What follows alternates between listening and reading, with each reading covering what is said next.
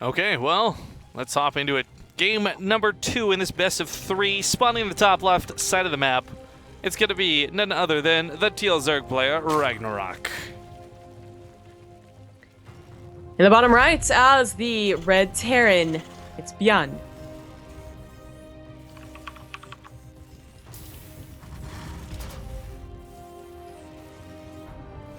All right, so ByuN, I just, there's no part of that game where I really was like, oh my god. I mean, even when he lost that army, the counterattack coming, like, there's so many moments in that game where I think any other Terran player has no chance. But seriously, ByuN is so good at StarCraft 2 right now. And it blows me away. Like, it is, I'm almost at the point where I just want to start calling him a cheater. We just see him do so damn good all the time. It is so interesting that he came at such a point, too. Like, he disappears for a while, he stops streaming, except like once or twice, like randomly in the year. And then he comes back at the end of Heart of the Swarm. You know, kind of the wrong time to showcase that skill, being on top of the ladder in Heart of the Swarm, without being in GSL or whatever. Immediately switches over to Legacy of the Void, is pretty damn great at that too. Obviously, cultivated a following here on Base Trade TV. Not that he wasn't always cool, but just especially cool being all the Olimoleagues. I feel like, and I'm not even trying to claim credit for Pult, but this was kind of like the Pult effect, right? Where Pult was just kind of like another good Korean, but we saw him all the time. So personally, we got a lot of hype up for him in Zotac Cups, and it was really cool to see him all the time.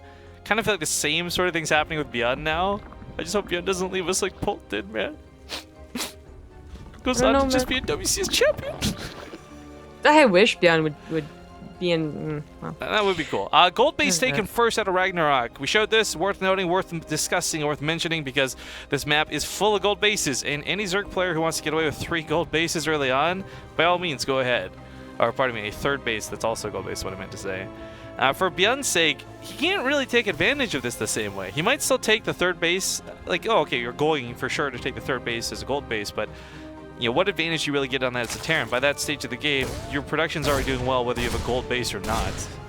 Yeah, it's like that you can't do what the Zerg did here at the gold. Take it as your natural and get that increased boost initially. It's just too dangerous. Lings will probably cancel your command center without a wall or a choke to help out. But that doesn't mean he can't do harassment. That was so weird. That drone was flying, so it didn't actually fly. It was doing the animation where it was like, ooh. He was dying so hard, he didn't know what to do. Yeah, he just died up against the gold minerals. He accidentally the whole drone. Yes. Reaper barely survived. Damn. And we'll be able to come back later for a good scout, which he still needs. That was really only harassment on the third, well, natural base. Never got into the main. You really want to, because when they go for gold bases like that, sure, they can play a macro game perfectly fine. But they can also, you know, not have bothered getting the actual natural and are about to roach rush you. Now that lighting is really weird on the back of the Reaper, whatever that is, but still slow lanes. You could certainly kill some of these if you didn't want to just scout. I mean, I guess this in its own is kind of a tell seeing Ling speed so late. I think he thought they were going to be speedlings. That's why he was like, ah. Didn't realize they weren't. But now they are. Seconds away. But hey, there is that Roach Warren. This is on 3 bases though, so RagnaroK just going to change things up in composition, not necessarily by cheesing or anything like that. We'll see, I guess. I shouldn't call that too soon. You could stop droning right here, right now. Just have the third base as, you know, that backup and attack. Oh, hey, ByuN's gonna go for Cloak this time on that Banshee. Twice we've seen him go for the Cloakless Banshee that is good for the defense, but not much else. This time, this can definitely kill queens. Kill a lot of drones, too. Wasn't that fantasy? Oh shit, you're right, that was fantasy. Ha! We're even now. Well, did actually, I say twice from ByuN, or did I say twice? You just said twice. Haha! So I guess you could be referencing really old casts, I guess, considering we've only seen ByuN TvT in like last month. But I said it wasn't from him. I said we saw 2 Cloakless Banshees that didn't do anything. I don't care enough to argue about this.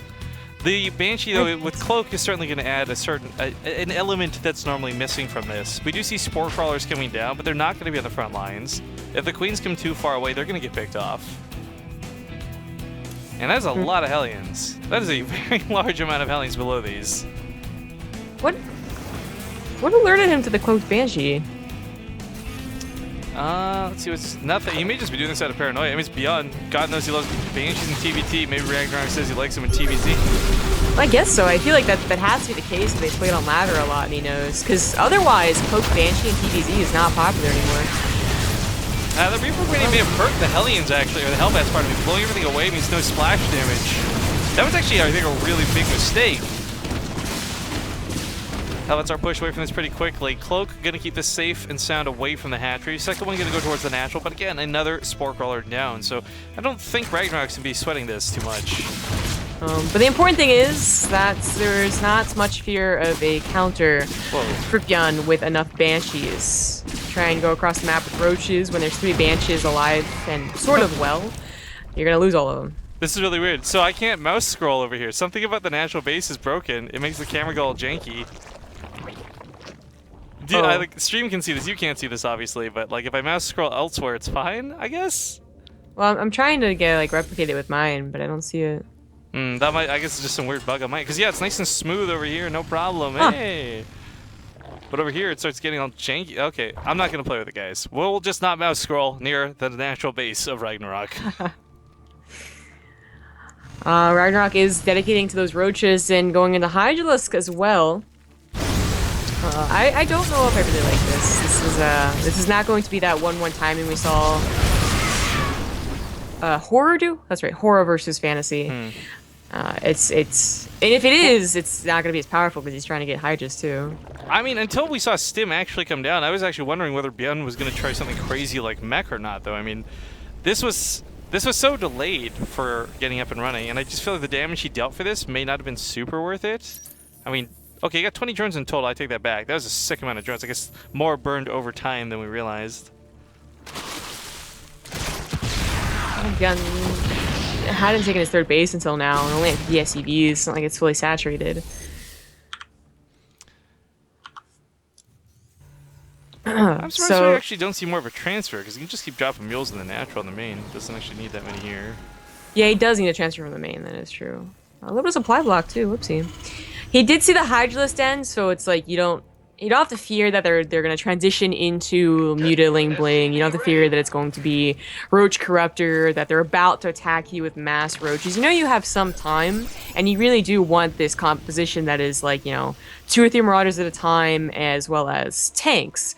And of course, once you're settled defensively, you're going to have a 3rd base. You can also start dropping everywhere, and that's what ByuN's really good at, is being everywhere on the map at once.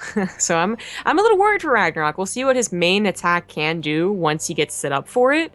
But that will usually include Hydralisks, since he got a Hydralisk in. Yeah. Okay, 6 of them are with the army. Banshees go to the main to do what they can. I guess they kind of know their life is potentially expiring. I would have actually loved... Oh, it's his life barely. I would love to actually get this live for the Roach Hydra follow-up, but getting kills, getting it done.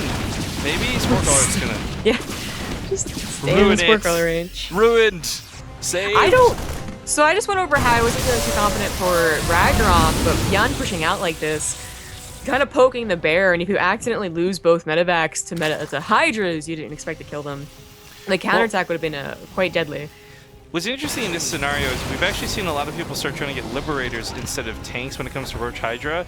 I don't think it's bad to have the Liberators in it, but it usually means a sacrifice of medevacs. ByuN has a fairly low medevac count, but I like that he's sticking to it, because if you're fighting Roach Hydra Ravager, pardon me, and you've got like 2 medevacs to your name, you're gonna have a bad time. Yeah. It's also just going to be a bad time if I think RagnaroK realizes he's such an army, like up about 40-50 army supply. And ByuN, again, kind of poking that bear, kind of forcing RagnaroK, like, hey, I think I can take that army on. Oh, this makes me scary. I mean, there's a couple of tanks up, but... Entire army isn't here. Oh, there it is. Well, some of it's still running back, but yeah, big chunk of it's missing. Oh, well, either way, ByuN still can't deal with this, what he has in the front lines. Picks up the tanks, tries to shuffle them around with the Roaches, the Ravagers, the Hydras. It's all just a little too much. Well, he's running out of Roaches and he's running out of Hydras, so it's just the Ravagers. With production and the slow rate, of course, at which they reinforce, he'll be fine. I'm feeling so much better for RagnaroK just based on his bank, because I guess he's running a little bit of larva right now, so take that back. He has a high mineral bank. no gas, and he did not bother with 2-2. He was looking towards a powerful push that was hopefully going to win him the game or severely cripple ByuN, and unfortunately, he was, I think at one point, he was about 60, 70 army supply up, and then he was only 40 or 50. Maybe if he had attacked just a bit sooner, he would have had it. I don't know. Oh, but ByuN doesn't want to overextend. I don't blame him, too. It's looking shaky as hell. The Ravagers, I guess, were mostly taken care of, but this Roach count is just brute force coming on in. 2-2's not going to be done for this fight. Oh, no. RagnaroK thought he had a bunch more reinforcements than he did, I think. Or he's worried about this drop. Oh, no. You know, the fact that ByuN had almost all of his army in medevacs, if he had to drop on top of RagnaroK's army, it would have just gotten slaughtered, but RagnaroK maybe missing an opportunity. I think now ByuN has it, no problem. It's not even an opportunity. It was like a kill move, I feel.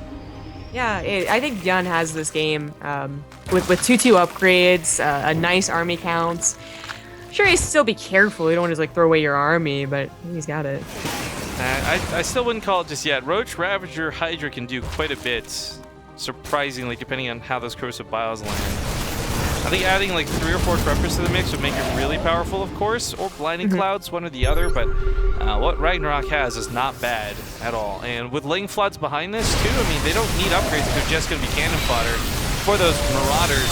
As we see the Concave out of RagnaroK looking fantastic. ByuN's got a couple of tanks and Marines back here. He's really not even fighting the full strength of his army. Just got a kiting on the right side.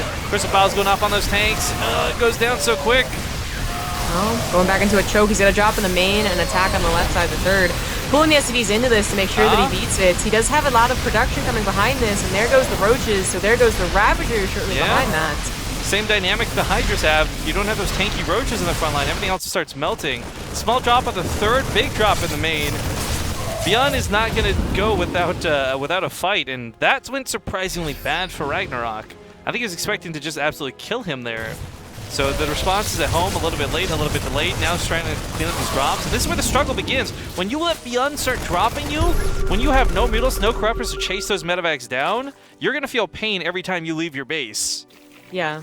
Of course, ByuN's running out of minerals in his main and his natural, so he's floating over the main. But that's actually, it's not such a big problem as it is versus Mutilating Bling to have an orbital as your fourth. Oh, there should be. Because usually. Oh yeah, there should be. Because usually the Roach Hydra attack is only going to be like, you know, in one direction. There's not a lot of, you know, multi-pronged attacks with an army that RagnaroK has. So this should actually be okay. Well, okay, he's going to creep it up apparently. And I guess, like, it's not that ByuN has, like, the ultimate army, the ultimate defense and offense. Just that I have such confidence in ByuN to control this correctly that I am already counting RagnaroK out. I probably shouldn't be. It is getting worse and worse. And there's that window of timing 3-3 versus 1-1. Oh, that's going to be nasty. I got to give it to him, though. Once again, watching him kite a small portion of his army on the right side over here when he was fighting moments ago, I still didn't think that was going to go well for him, but the way ByuN handles his units is so just sexy. Yeah. Oh. ByuN just needs those gold minerals. Doesn't really even need the gas. Banking so much of it. And of course, he stopped building tanks, really, because, you know, eventually upgrades with a lot of medevacs will be much more worth than a couple of tanks having in your army. It's really not using much gas at all. Now, that is a big bio force. It's still down in army supply, but I really don't think that accounts for just what happens when the Roach... 3-3 difference as well. Two right, levels of upgrades here. They're so close to finishing for RagnaroK, but not if ByuN has something to say about it. As soon as those Corrosive Biles going cold on, he stands his ground to fight, backs away once again, drops over here at the gold, or one Marine, pardon me, over here on the left side, and he already cleaned up most of the main. It did get cleaned up, however, so it is mostly just this one big drop, this one big push in the middle of the map. 45 drones for this many bases, and the gold's being mined out fairly quickly. It means he's back on normal base economy, so weird as it is, despite continuing to expand later in the game, RagnaroK's economy becomes worse and worse because he already had those gold stuff. Oh, only a portion of the army. Never good to fight with as the Roach Ravager. Hydra. That is also only a portion of ByuN's army, though. There's the rest of it. Drop on the main, drop once again a small amount of Marines, but they're getting 7-8 kills apiece. This base is going to go down. The army for ByuN here doesn't even have to fully win this fight, just trade out a little bit. Yeah. Because RagnaroK's losing everything else back at home. Yeah, RagnaroK's also spending time building Ravagers as opposed to just following that army. Now start attacking the 4th base. That's as simple as lifting and running away, though. Well, Exactly like that. Thank you, Ace Fly, for that host, by the way. Oh, thank you. Shout out to them The for coming out to play Ravagers today. had shot the command center. They wouldn't have the Curse of Bowels to fight. So he's just going to soak a couple of hits. This is where it gets a bit scary for ByuN if he dives in too deep, but whether it's Corruptors or whether it's Corrosive Biles, he's so good at controlling his bio, and he just pushes on in for the win. These Ravagers being torn apart, and that's going to be it for RagnaroK's army. GG. All of his other bases are under attack as well. Yeah, he's lost everything. The Hive went down, for goodness sake. ByuN with a 2-0 over RagnaroK. This guy is so freaking good. I'm serious. I'm telling you, he's cheating. Time